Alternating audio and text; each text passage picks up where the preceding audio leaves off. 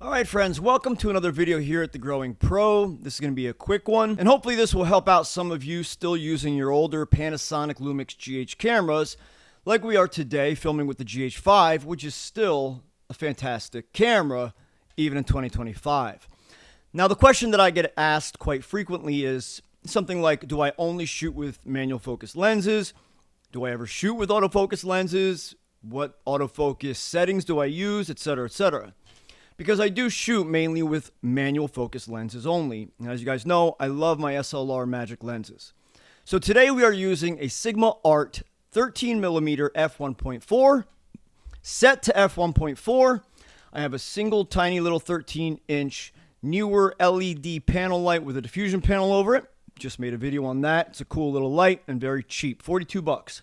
Now, what I do in the situation that we're in right now, especially because this is content creation, I'm not out running and gunning. I'm not following any subjects. There's no tracking involved. I'm sitting in front of the camera. What I do is I set the autofocus, obviously, to continuous, and I set it to single point. Now, within that single point, I want to put it right here where my face is going to be, which I know is going to be around the area of my podcast mic.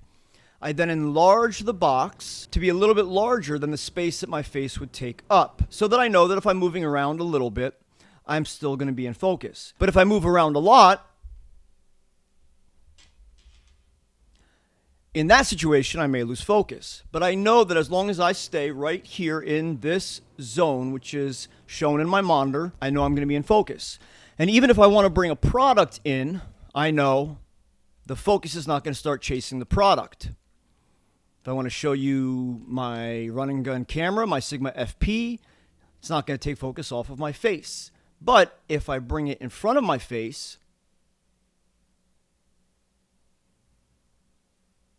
focus will switch. Now, the GH5 is not fast, but I also have not changed any of the speed settings on it. This is just set to standard.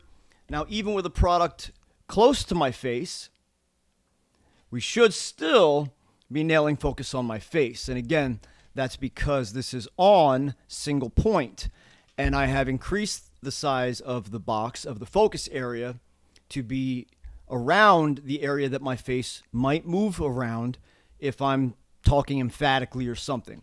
So this works perfectly. Not perfectly. No autofocus on Panasonic cameras. That works perfectly. Let's be real. This works very well, especially for content creation.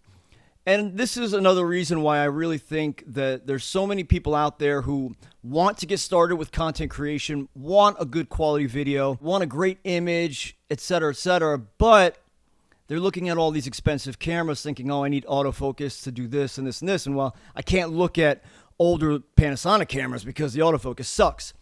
Well, if you utilize the autofocus in the proper ways, it doesn't suck. It's not going to be as good as Sony and Canon.